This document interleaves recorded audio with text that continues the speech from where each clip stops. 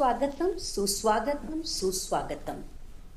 अपने दूरदर्शी एवं अभिनव दृष्टिकोण से भारत को नई ऊंचाइयों पर ले जाने के लिए सतत प्रयत्नशील परम आदरणीय प्रधानमंत्री जी, आपके द्वारा विकसित भारत निर्माण के संकल्प को सिद्ध करने की दिशा में अमृत भारत स्टेशन योजना के अंतर्गत रेलवे स्टेशनों को पुनर्विकसित कर उनका कायाकल्प किया जा रहा है और इसी क्रम में आज पूरे भारतवर्ष में 508 रेलवे स्टेशनों के पुनर्विकास की आधारशिला रखी जा रही है। इस कार्यक्रम को प्रारंभ करने के लिए मैं सर्वप्रथम माननीय रेल संचार इलेक्ट्रॉनिक्स एवं सूचना प्रौद्योगिकी मंत्री श्री अश्विनी वैष्णव जी से स्वागत संबोधन के लिए अनुरोध करती हूँ। परम आदरणीय प्रधानमंत्री श्री नरेंद्र मोदी जी, देश के विभिन्न राज्यों से जुड़े माननीय राज्यपाल एवं माननीय मुख्यमंत्री महोदय, केंद्रीय मंत्रिमंडल और विभिन्न राज्यों की मंत्री महोदय, माननीय सांसद, माननीय विधायक महोदय, उपस्थित पद्म पुरस्कार से सम्मानित महानुभाव, अध्यापक गण, छात्र, स्पोर्ट्स पर्सन्स और समाज के विभिन्न क्षेत्रों से जुड़े प्रबुद्ध नागरिक और मीडिया के सभी साथी, आप सबका इस ऐतिहासिक समारोह में हार्दिक स्वागत करता हूं। माननीय प्रधानमंत्री जी का रेलवे से एक भावनात्मक जुड़ाव रहा है। उन्होंने रेलवे को यातायात के साधन से बढ़कर जन सामान्य के जीवन में बदलाव लाने का आधार माना है। रेलवे को आर्थिक विकास का माध्यम माना है। पिछले 9 वर्षों में भारतीय रेलवे में हुए अभूतपूर्व ट्रांसफॉर्मेशन प्रधानमंत्री जी की रेल विकास से राष्ट्र विकास की सोच का साक्षी है। इस वर्ष देश के हर राज्य को प्रधानमंत्री जी ने रिकॉर्ड रेल बजट का आवंटन किया है। पिछले 9 वर्षों में रेलवे को आवंटित राशि करीब 9 गुना बढ़कर इस साल 2,40,000 करोड़ रुपए की गई। प्रधानमंत्री जी का एक स्पष्ट फोकस रहा है सेफ्टी, उत्तम पैसेंजर एक्सपीरियंस और नई टेक्नोलॉजी का उपयोग। चाहे जम्मू कश्मीर में आज विश्व का सबसे ऊंचा रेलवे आर्च ब्रिज बन रहा हो, कोलकाता में हुगली नदी के नीचे मेट्रो बनने का काम हो, देश में चल रही 50 वंदे भारत सर्विसेज का काम हो, या फिर तेजी से बन रहे मुंबई से अहमदाबाद बुलेट ट्रेन प्रोजेक्ट का काम हो, प्रधानमंत्री जी के नेतृत्व में इन सब प्रोजेक्ट्स की देश भर में चर्चा है। इसी कड़ी में अमृत भारत स्टेशंस की परिकल्पना भी 140 करोड़ देशवासियों की आकांक्षाओं और अपेक्षाओं को पूरा करने के संकल्प से बंधी है। माननीय प्रधानमंत्री जी का स्पष्ट मार्गदर्शन था कि स्टेशन का डिजाइन ऐसा बने जो अगले 50 वर्षों की जरूरतों के लिए उपयुक्त हो। ऐसे वर्ल्ड क्लास डिजाइन्स पे काम करके आज 508 स्टेशंस का फाउंडेशन स्टोन माननीय प्रधानमंत्री जी ले करेंगे। इसीलिए आज हर स्टेशन का पुनर्विकास इस तरह से हो रहा है कि शहर के दोनों भागों को जोड़े, स्टेशन सिटी सेंटर के रूप में उभरे, मल्टी मॉडल ट्रांसपोर्ट सुविधाएं हो, city bus, metro, car, bike, पैदल यात्री सभी आसानी से आ जा सके, नई अर्बन स्पेसेस बने जो नागरिकों को नई सुविधाएं दे सके। हर स्टेशन पर रूफ प्लाजा हो जहां पर वोकल फॉर लोकल और वन स्टेशन वन प्रोडक्ट के माध्यम से स्थानीय क्राफ्ट्समैन को नए अवसर मिले। ये हमारे लिए सौभाग्य की बात है कि माननीय प्रधानमंत्री जी आज पूरे देश में अपने विजन पर आधारित 508 अमृत भारत स्टेशनों का शिलान्यास करेंगे। सबका साथ, सबका विकास, सबका विश्वास और सबका प्रयास के मूल मंत्र पर आधारित ये नए स्टेशन सभी नागरिकों को डिग्निटी ऑफ ट्रैवल प्रदान करेंगे। कुल 24,500 करोड़ रुपए की लागत से बन रहे इन स्टेशनों पर बच्चे, माताएं, वरिष्ठ नागरिक, दिव्यांगजन, इन सब की जरूरतों को ध्यान में रखकर सुविधाएं दी जाएंगी। इतना ही नहीं, स्टेशन भवनों का डिजाइन स्थानीय संस्कृति और विरासत से प्रेरित होगा। माननीय प्रधानमंत्री जी का सदैव मार्गदर्शन रहता है कि विरासत भी विकास भी। आज भारत में वर्ल्ड क्लास इंफ्रास्ट्रक्चर का निर्माण हो रहा है। देश के कोने कोने तक कनेक्टिविटी को बढ़ाने के लिए रोडवेज, रेलवेज, एयरवेज, हाईवेज और वाटरवेज का विस्तृत नेटवर्क बन रहा है। भारत को विकसित देश बनाने के सपने की एक मजबूत नींव है। इस बड़े बदलाव के पीछे प्रधानमंत्री जी की दूरगामी सोच है। माननीय प्रधानमंत्री जी, इस अमृत काल में भारत को विकसित राष्ट्र बनाने के आपके प्रण को साकार करने के लिए हम सभी कृत संकल्प हैं। 21वीं सदी के भारत की विकास यात्रा को आगे बढ़ाने के लिए हम सभी तैयार हैं। एक बार फिर से प्रधानमंत्री जी, आपको और सभी उपस्थित महानुभावों का मैं अभिनंदन करता हूं और हार्दिक आभार करता हूं। जय हिंद, धन्यवाद। धन्यवाद माननीय मंत्री जी। आज के इस कार्यक्रम के माध्यम से देश में रेलवे इंफ्रास्ट्रक्चर के एक नए युग का आरंभ होने जा रहा है। 508 रेलवे स्टेशनों को विश्व स्तरीय बनाने के क्रम में जिन सुविधाओं का सृजन किया जा रहा है, आइए नजर डालते हैं इसकी झलक दिखाती एक लघु फिल्म पर।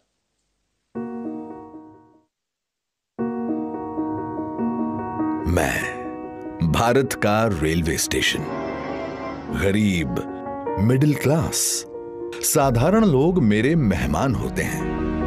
मैं सबके लिए सोचता हूं, लेकिन अंग्रेजों के जमाने से मेरे लिए सोच गरीब ही होती थी। अब गरीब लोग धक्के नहीं खाएंगे तो और कौन खाएगा? गरीब थोड़े ही एसी की हवा खाएगा, वो तो लंबी सीढ़ियां चढ़ेगा, अपने बुजुर्ग माँ बाप को भी कष्ट से चढ़ाएगा। साधारण आदमी कहां एयरपोर्ट से सुविधा पाएगा? भले मैं देश की अर्थव्यवस्था का बहुत बड़ा इंजन हूं, लेकिन मॉडर्न बड़ा इंफ्रास्ट्रक्चर तो बड़े लोगों के लिए बनेगा। देश का साधारण आदमी तो स्टेशनों पर पार्किंग से लेकर हर चीज के लिए धक्के ही खाएगा। चलो मान लो रेलवे स्टेशनों का उत्थान भी होगा तो वो भी केवल मुंबई, दिल्ली में होगा। कहां छोटे शहरों के स्टेशनों का नंबर लगेगा? भारत के रेलवे स्टेशनों की ये कड़वी हकीकत होती थी, पर इस स्थिति को बदलने का बीड़ा उठाया हमारे प्रधानमंत्री नरेंद्र मोदी जी ने। स्वयं बचपन में रेलवे स्टेशन पर चाय बेचकर पिता का हाथ बटाने वाले बालक ने देश के हर आम नागरिक के लिए एक बड़ा सपना देखा, भारत के रेलवे स्टेशनों की काया पलट का। देश के 3 रेलवे स्टेशनों को बदलकर ये यात्रियों के सामने नए भारत की संकल्प शक्ति दिखा चुके हैं। गांधीनगर का कैपिटल स्टेशन, भोपाल का रानी कमलापति स्टेशन और बेंगलुरु का सर एम विश्वेश्वरैया स्टेशन। इसी राह पर पूरे देश के 508 रेलवे स्टेशनों का पुनर्विकास होने जा रहा है। देखिए इस नक्शे।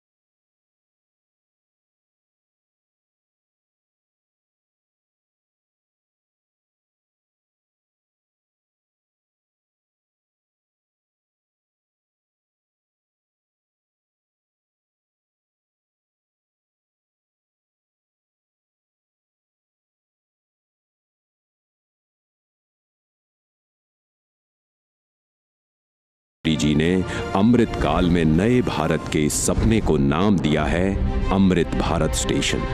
भारत की महानता, समानता और आधुनिकता का प्रतीक। सपना बड़ा तो फंड भी बड़ा। जो रेलवे बजट 2014 में 65,000 करोड़ का हुआ करता था, वो आज है 2,40,000 करोड़ का, जिसमें से 508 स्टेशनों के पुनर्विकास के लिए दिए जा रहे हैं लगभग 25,000 करोड़। लक्ष्य यही है कि सामान्य यात्रियों को बेहतर सुविधा मिले, काम के लिए आना जाना आसान हो। पता है, अन्य देशों की तरह हमारे देश के रेलवे स्टेशन केवल रेलवे स्टेशन नहीं होते, यहाँ इमोशन भी है, यादें भी, ठिठोलियां भी और राहत भी। सांस्कृतिक आदान प्रदान के केंद्र भी होते हैं हमारे स्टेशन। इतनी महान संस्कृति एवं वास्तुकला को अब प्रदर्शित करेंगे हमारे नए अमृत रेलवे स्टेशन, ताकि यहाँ खींचे जाने वाली हर सेल्फी के साथ भारत और जुड़े और जिए और खिले। ऐसे शानदार स्टेशन पहले लोग विदेशों में ही देखते थे, अब भारत में भी ऐसे स्टेशन बन रहे हैं। तो अब हमारे स्टेशन होंगे जानदार भी और शानदार भी। यहाँ एयरपोर्ट्स की तरह मल्टी लेवल पार्किंग होगी, प्रवेश निकास के अलग अलग द्वार होंगे। यहाँ सुंदर एग्जीक्यूटिव लॉन्ज, यात्री प्रतीक्षालय होंगे। यहाँ सीसीटीवी से निगरानी होगी, फ्री वाईफाई होगा। और सोचिए, लिफ्ट और एस्केलेटर से कितने बुजुर्गों, दिव्यांगों की यात्रा सुखद होंगी। अब दिव्यांगों की सुविधा के लिए हमारे स्टेशनों पर ब्रेल लिपि वाले साइनेज भी होंगे। पर्यावरण को भी पीछे नहीं छोड़ेंगे हमारे अमृत स्टेशंस। ये सभी इमारतें बनेंगी ग्रीन बिल्डिंग मापदंडों के अनुसार और समुचित प्रकाश व्यवस्था से युक्त होंगे स्टेशंस। और सभी स्टेशनों में दोनों ओर सुनिश्चित की जाएगी कनेक्टिविटी। ये नए विकसित स्टेशन सिर्फ स्टेशनों को ही नहीं, पूरे शहर को मॉडर्न इंफ्रास्ट्रक्चर देंगे। ये स्टेशन सिर्फ रेलवे की सुविधाओं तक सीमित नहीं रहेगा, बल्कि ये मल्टी मॉडल कनेक्टिविटी का भी हब होगा। यानी बस हो, मेट्रो हो, टैक्सी हो, ऑटो हो, यातायात के हर साधन यहाँ एक ही छत के नीचे कनेक्टेड होंगे। यात्रियों की सुविधा और बेहतर मार्गदर्शन के लिए एक समान साइनेज लगाए जाएंगे। अमृत स्टेशन आइकॉनिक स्ट्रक्चर के साथ सिटी सेंटर भी बनेंगे। यहाँ होंगे भव्य रूफ प्लाजा, शॉपिंग कॉम्प्लेक्सेस, बच्चों के लिए गेमिंग जोन, फूड कोर्ट्स। अमृत स्टेशन के जरिए ये सारी खुशियां और सुविधाएं छोटे शहरों के लोगों का भी अधिकार होंगी। प्रधानमंत्री जी के परिश्रम पर देश के विश्वास का प्रतीक अमृत भारत स्टेशन। आज का भारत जो ठानता है वो कर दिखाता है।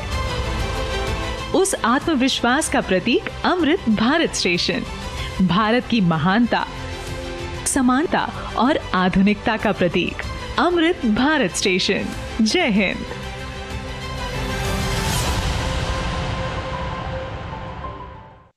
प्रधानमंत्री जी से आग्रह करती हूँ कि वे रिमोट का बटन दबाकर 508 अमृत भारत स्टेशनों के पुनर्विकास का शिलान्यास करें।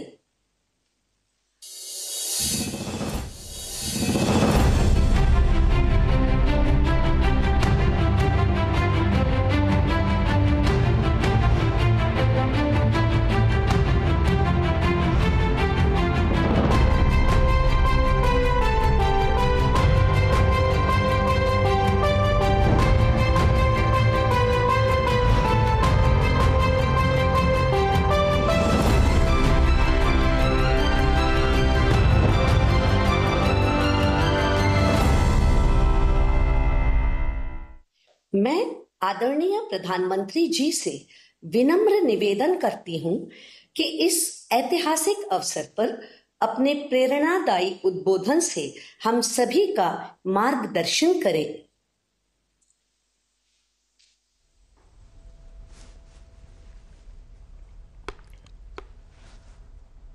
नमस्कार। देश के रेल मंत्री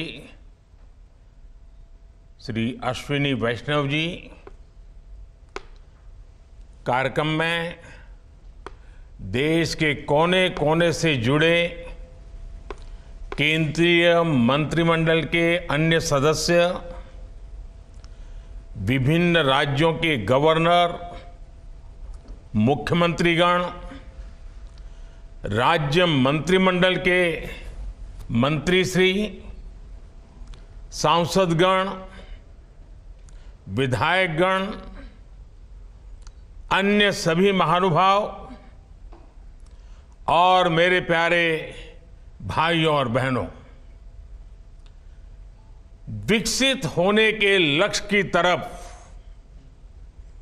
कदम बढ़ा रहा भारत अपने अमृत काल के प्रारंभ में है। नई ऊर्जा है, नई प्रेरणा है, नए संकल्प है।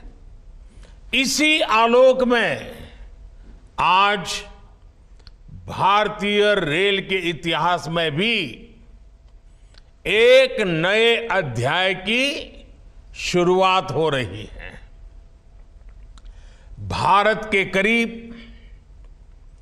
1300 प्रमुख रेलवे स्टेशन अब अमृत भारत रेलवे स्टेशन के तौर पर विकसित किए जाएंगे। उनका पुनर्विकास होगा, आधुनिकता के साथ होगा। इसमें से आज 508 अमृत भारत स्टेशनों के पुनर्निर्माण का काम शुरू हो रहा है और इन 508 अमृत भारत स्टेशंस के नवनिर्माण पर करीब 25,000 करोड़ रुपए खर्च किए जाएंगे। आप कल्पना कर सकते हैं, ये देश के इंफ्रास्ट्रक्चर के लिए, रेलवे के लिए और सबसे बड़ी बात है मेरे देश के सामान्य नागरिकों के लिए ये कितना बड़ा अभियान होने वाला है। इसका लाभ देश के लगभग सभी राज्यों को मिलेगा। जैसे यूपी में इसके लिए करीब 4,500 करोड़ रुपए के खर्च से 55 अमृत स्टेशन को विकसित किया जाएगा। राजस्थान के भी 55 railway station Amrit Bharat station बनेंगे। एमपी में 1,000 करोड़ रुपए के खर्च से 34 स्टेशन का कायाकल्प होने वाला है। महाराष्ट्र में 44 स्टेशन के विकास के लिए 1,500 करोड़ रुपए से ज्यादा खर्च होंगे। तमिलनाडु, कर्नाटका और केरला के भी प्रमुख स्टेशंस को अमृत भारत स्टेशन के रूप में विकसित किया जाएगा। मैं अमृत काल के प्रारंभ में इस ऐतिहासिक अभियान के लिए रेल मंत्रालय की सराहना करता हूं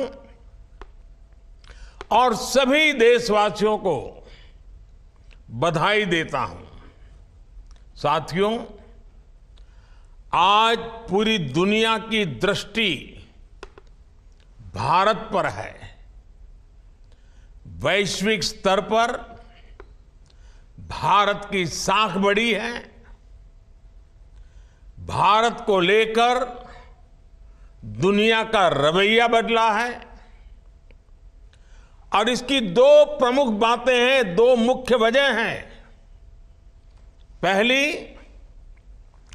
आप देशवासी, भारत के लोगों ने करीब 3 दशक बाद, 30 साल बाद देश में पूर्ण बहुमत की सरकार बनाई। वो पहली वजह। और दूसरी वजह है पूर्ण बहुमत की सरकार उसी स्पष्टता के साथ जनता जनार्दन की उनकी भावना का आदर करते हुए बड़े बड़े निर्णय लिए, चुनौतियों के स्थायी समाधान के लिए अविरत काम किया। आज भारतीय रेलवे भी इसका प्रतीक बन चुकी है। बीते वर्षों में रेलवे में ही जितना काम हुआ है, उसके आंकड़े, उसकी जानकारी हर किसी को प्रसन्न भी करती हैं, हैरान भी कर देती हैं। जैसे दुनिया में south Africa, Ukraine, Poland, UK और स्वीडन जैसे देशों में जितना रेल नेटवर्क है उससे ज्यादा रेल ट्रैक हमारे देश में इन 9 वर्षों में बिछाए गए हैं। आप कल्पना करिए स्केल। साउथ कोरिया, न्यूजीलैंड और ऑस्ट्रेलिया जैसे देशों का जितना रेल नेटवर्क है उससे ज्यादा ट्रैक भारत ने अकेले पिछले साल बनाए हैं। 1 साल में भारत में आज आधुनिक ट्रेनों की संख्या भी तेजी से बढ़ रही है।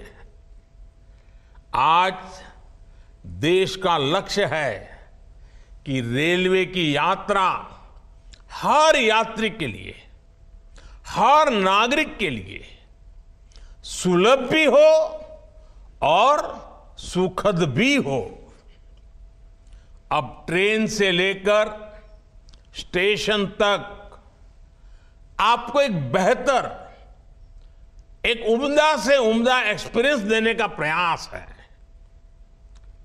प्लेटफॉर्म्स पर बैठने के लिए बेहतर सीटें लग रही हैं, अच्छे वेटिंग रूम बनाए जा रहे हैं।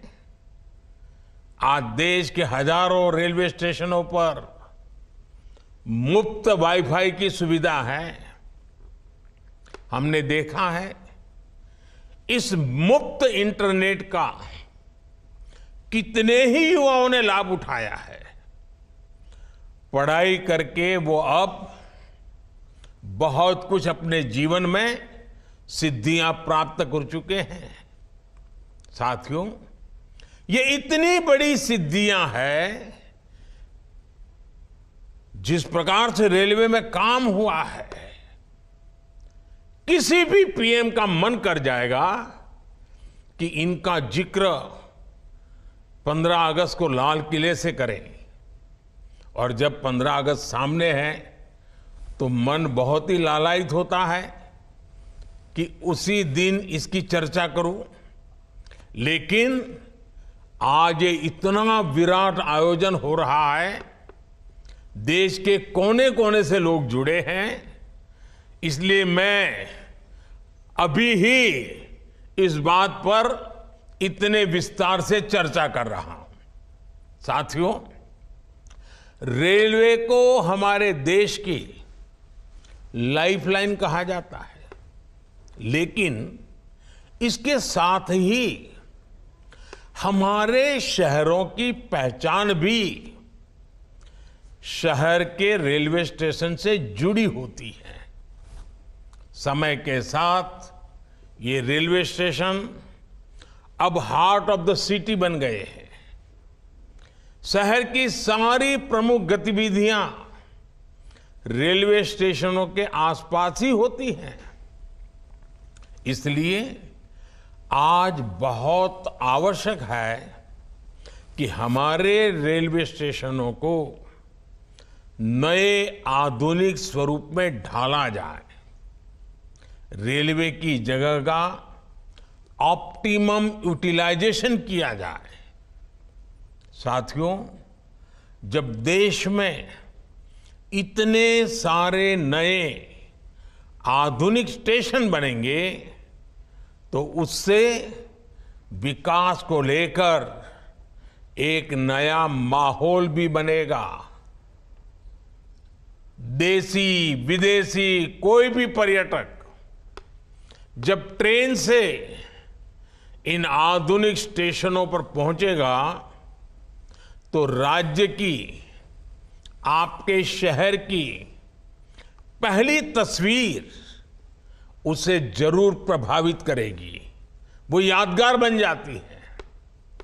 आधुनिक सेवाओं के कारण पर्यटन को बढ़ावा मिलेगा, स्टेशन के आसपास अच्छी व्यवस्थाएं होने से आर्थिक गतिविधियों को भी बढ़ावा मिलेगा।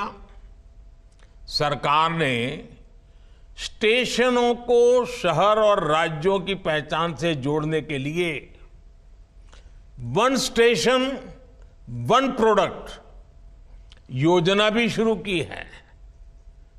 इससे पूरे इलाके के लोगों को, कामगारों और कारीगरों को फायदा होगा, साथ ही जिले की ब्रांडिंग भी होगी।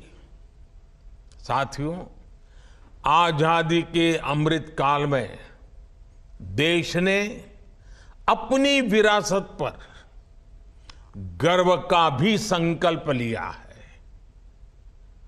ये अमृत रेलवे स्टेशन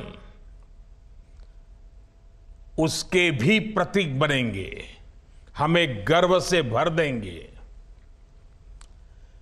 इन स्टेशंस में देश की संस्कृति और स्थानीय विरासत की झलक दिखेगी। जैसे जयपुर रेलवे स्टेशन में हवा महल, आमेर फोर्ट जैसी राजस्थान की धरोहरों की झलक होगी। जम्मू कश्मीर का जम्मू तवी रेलवे स्टेशन प्रसिद्ध रघुनाथ मंदिर से प्रेरित होगा।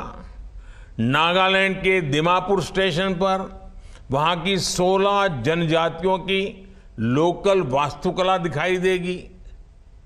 हर अमृत स्टेशन शहर की आधुनिक आकांक्षाओं और प्राचीन विरासत का प्रतीक बनेगा। देश के विभिन्न ऐतिहासिक स्थलों और तीर्थ स्थानों को जोड़ने के लिए इन दिनों देश में एक भारत गौरव यात्रा ट्रेन, भारत गौरव टूरिस्ट ट्रेन भी चल रही है। शायद आपके ध्यान में आया होगा, उसको भी मजबूती दी जा रही है। साथियों, किसी भी व्यवस्था को ट्रांसफॉर्म करने के लिए जरूरी होता है कि हम उसके पोटेंशियल को पहचानें।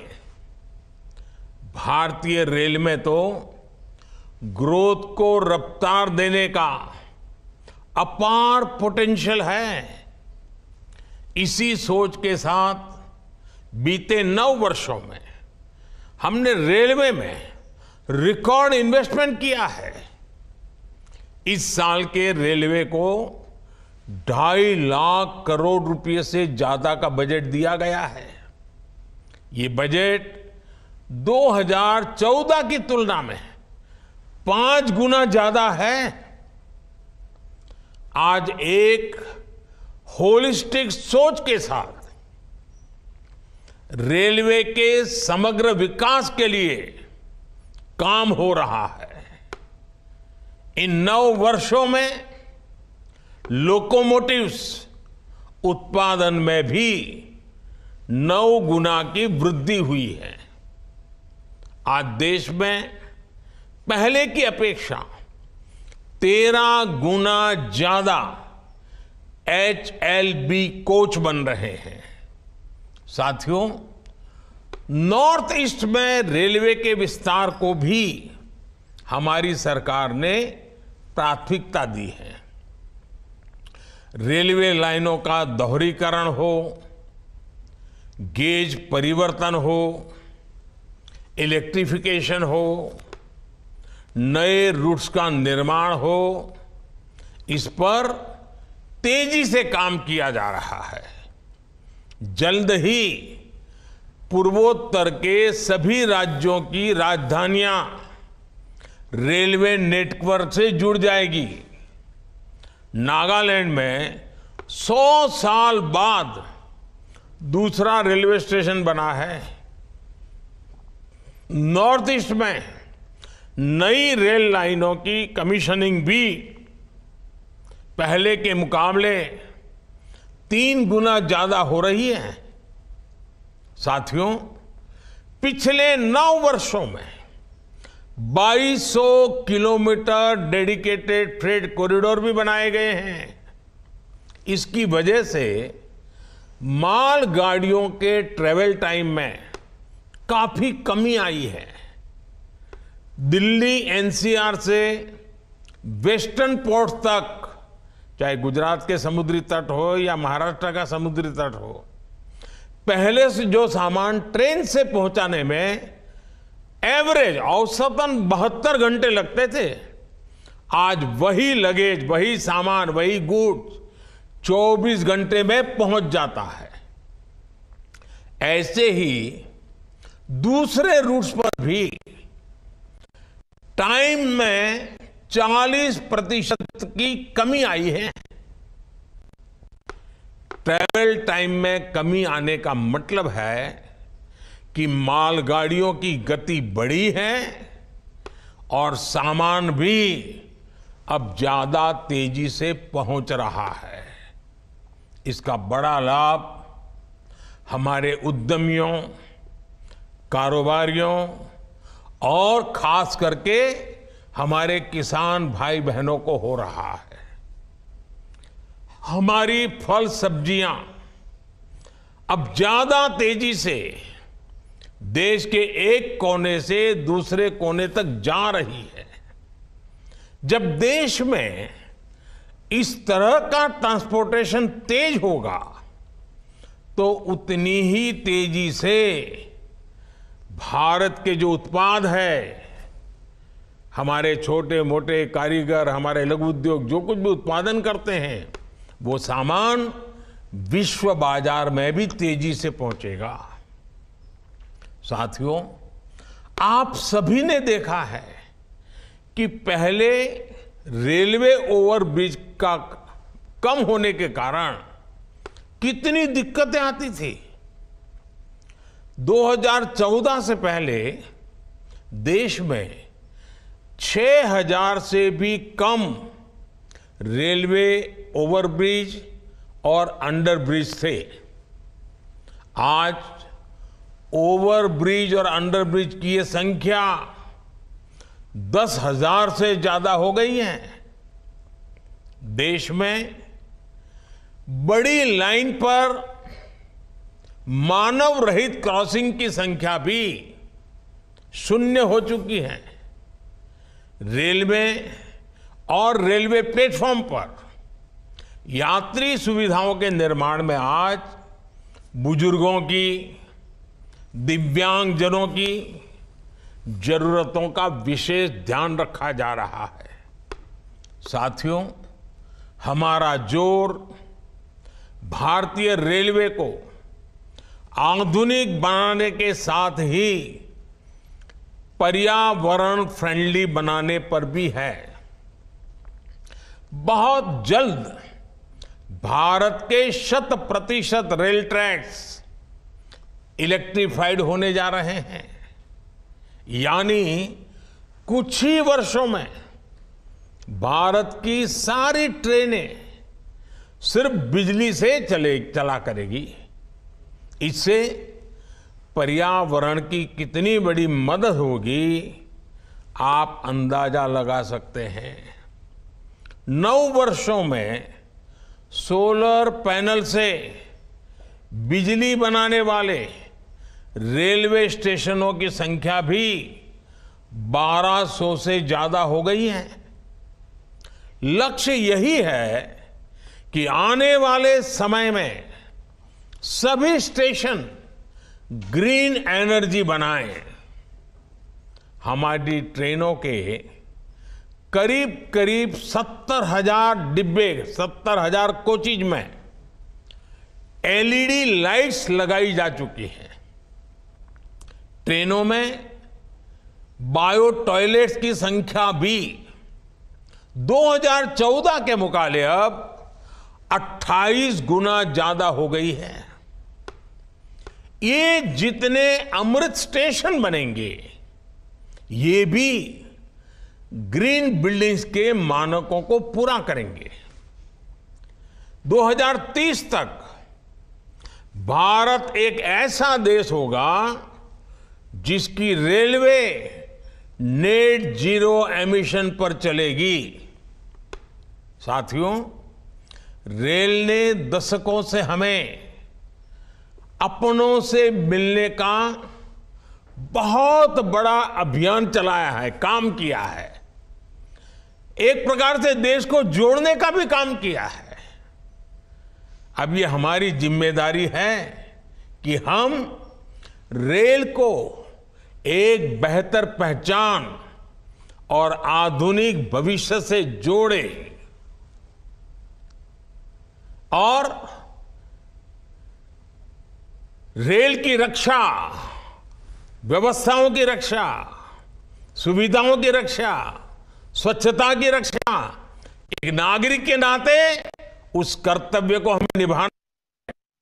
अमृत काल कर्तव्य काल भी है।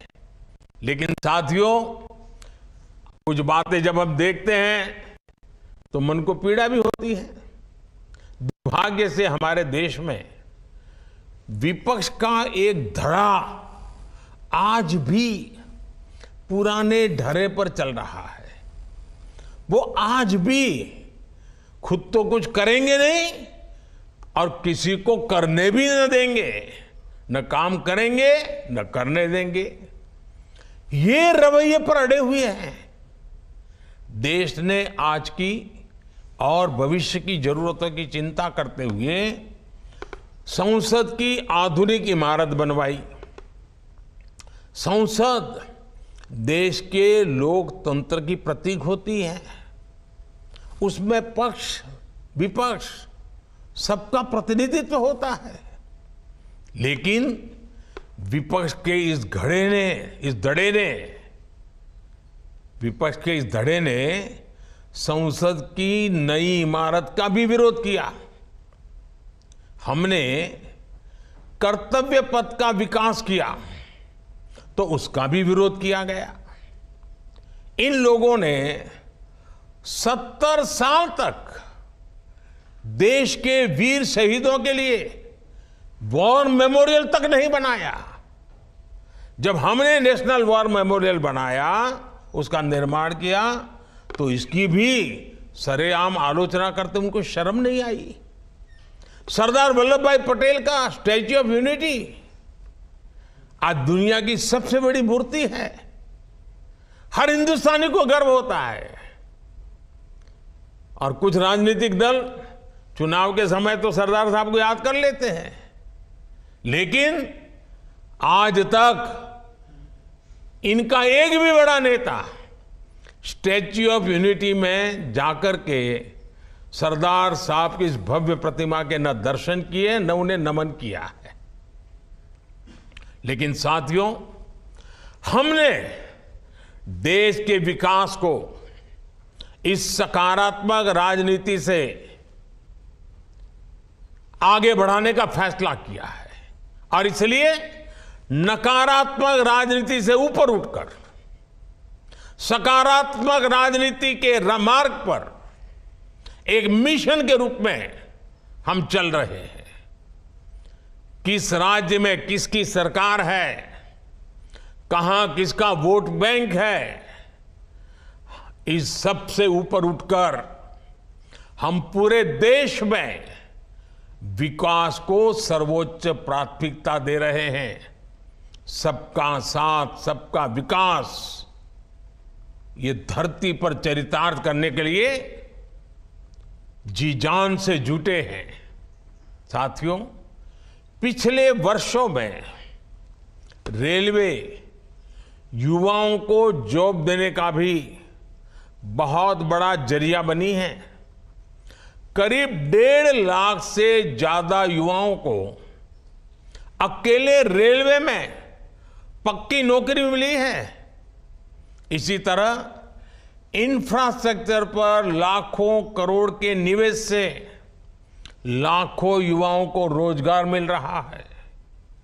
इस समय केंद्र सरकार 10 लाख युवाओं को नौकरी देने का अभियान भी चला रही है।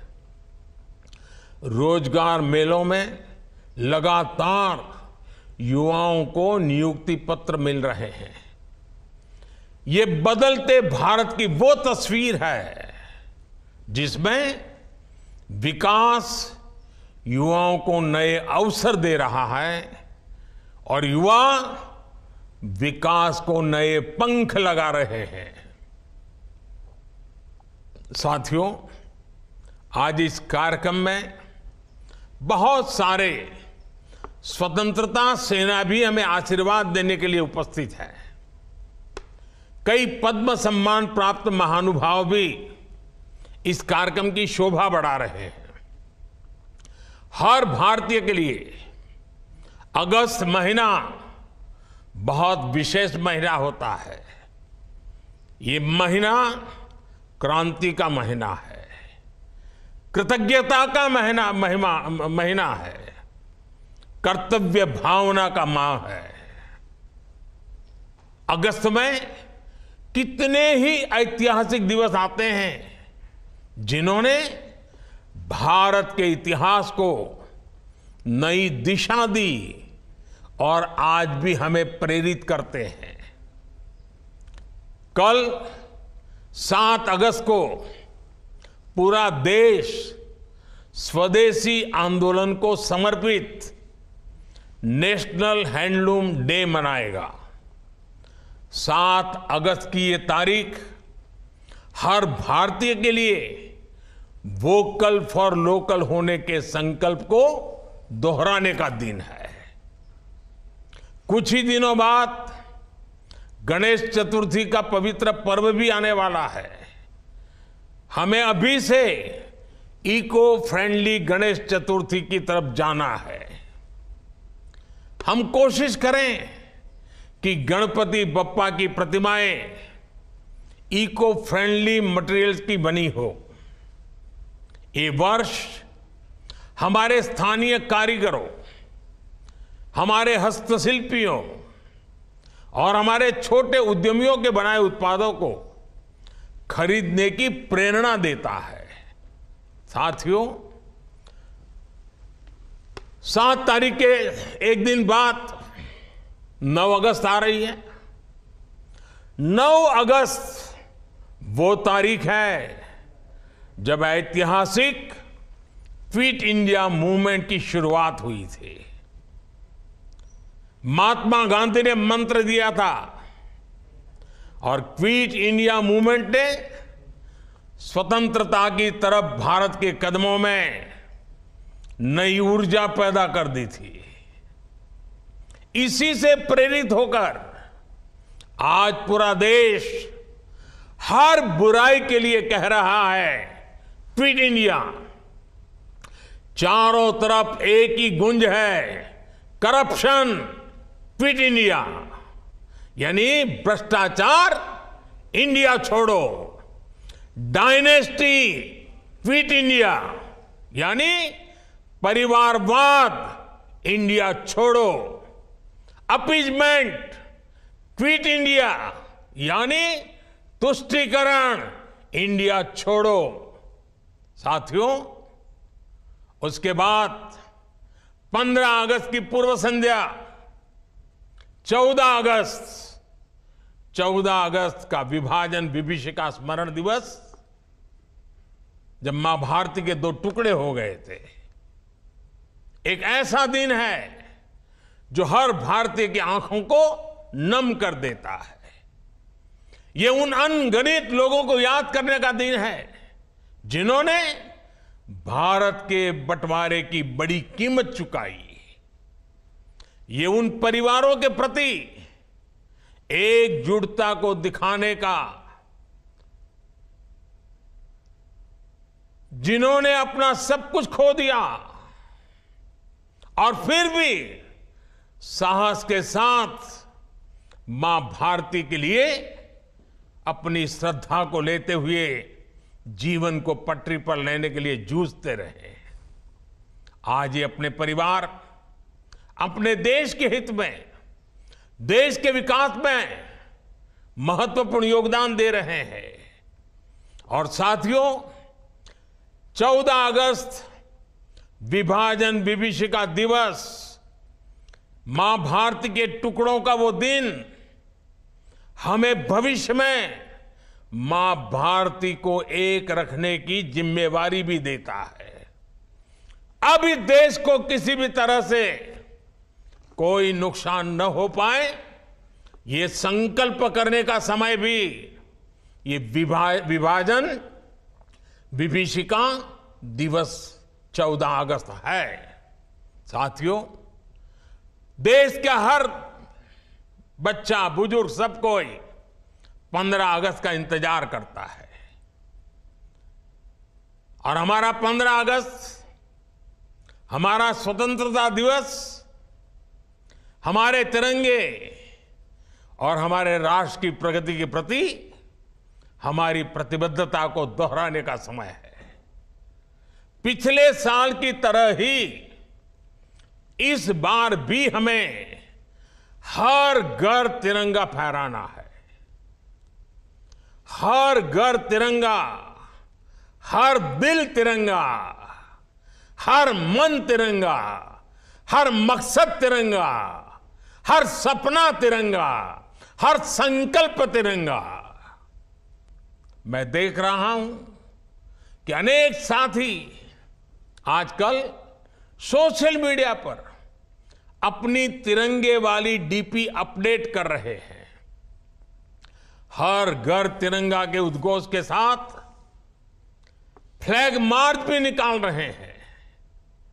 मैं आज सभी देशवासियों से, विशेष रूप से युवाओं को, हर घर तिरंगे इस आंदोलन से जुड़ने का और इसका प्रचार प्रसार करने का भी आग्रह करता हूं। साथियों, लंबे समय तक हमारे देश के लोग यही सोचते थे कि वो जो टैक्स चुका रहे हैं उसका कोई मतलब नहीं है। उन्हें लगता था कि उनकी मेहनत से कमाए हुए पैसों को भ्रष्टाचार में उड़ा दिया जाएगा। लेकिन हमारी सरकार ने इस धारणा को बदल दिया। आज लोगों को महसूस होता है कि उनके पैसे का पाई पाई का उपयोग राष्ट्र के निर्माण में हो रहा है। सुविधाएं बढ़ रही हैं, ईज ऑफ लिविंग बढ़ रही है। जो मुसीबतें आपको झेलनी पड़ी वो आपके बच्चों को झेलनी न पड़े, उसके लिए दिन रात काम हो रहा है। इसका परिणाम यह है कि टैक्स भरने वाले लोगों की विकास के प्रति एक विश्वास बढ़ा है और उसके कारण टैक्स देने वालों की संख्या भी बढ़ रही है। एक समय था जब देश में 2 लाख रुपए की इनकम पर टैक्स लग जाता था। आज ये मोदी की गारंटी देखिए, आज 7 लाख रुपए तक की इनकम पर कोई टैक्स नहीं लगता। इसके बावजूद देश में जमा होने वाली इनकम टैक्स की राशि भी लगातार बढ़ रही है, जो विकास के काम आ रही है। इसका स्पष्ट संदेश है कि देश में मध्यम वर्ग का दायरा लगातार बढ़ रहा है। अभी 5 दिन पहले ही इनकम टैक्स रिटर्न भरने की आखिरी तारीख गुजरी है। इस साल हमने देखा है कि इनकम टैक्स रिटर्न भरने वालों की संख्या 16% बढ़ी है। ये दिखाता है कि लोगों का देश की सरकार पर, देश में हो रहे नवनिर्माण पर और विकास की कितनी जरूरत है, इस बात पर भरोसा कितना बढ़ रहा है। लोग आज देख रहे हैं कि देश में किस तरह रेलवे का कायाकल्प हो रहा है, मेट्रो का विस्तार हो रहा है। लोग आज देख रहे हैं कि देश में किस तरह एक के बाद एक नए एक्सप्रेसवे बनाए जा रहे हैं। लोग आज देख रहे हैं कि देश में किस तरह तेजी से नए नए एयरपोर्ट बनाए जा रहे हैं, नए नए अस्पताल बनाए जा रहे हैं, नए नए स्कूल बनाए जा रहे हैं। जब लोग इस तरह का बदलाव देखते हैं तो ये एहसास और मजबूत होता है कि उनके पैसे से नए भारत का निर्माण हो रहा है, आपके बच्चों के उज्जवल भविष्य की गारंटी। इन सब कामों में गारंटी है। हमें इस विश्वास को दिनों दिन और मजबूत करना है। और भाई बहनों, ये जो 508 रेलवे स्टेशनों का आधुनिकीकरण हुआ है ना, ये भी उसी दिशा में उठाया गया कदम है। मैं आपको विश्वास दिलाता हूं, अमृत भारत स्टेशंस भारतीय रेल के इस कायाकल्प को एक नई ऊंचाई देंगे। आओ, इस क्रांति के महीने में हम सभी हिंदुस्तानी नए संकल्पों के साथ 2047 में, जब देश आजादी के 100 साल मनाएगा, भारत को विकसित बनाने के लिए एक नागरिक के नाते मेरी जो भी जिम्मेवारी है उसको अवश्य पूर्ण करूंगा। इस संकल्प के साथ आप सबका बहुत बहुत धन्यवाद, बहुत बहुत शुभकामनाएं।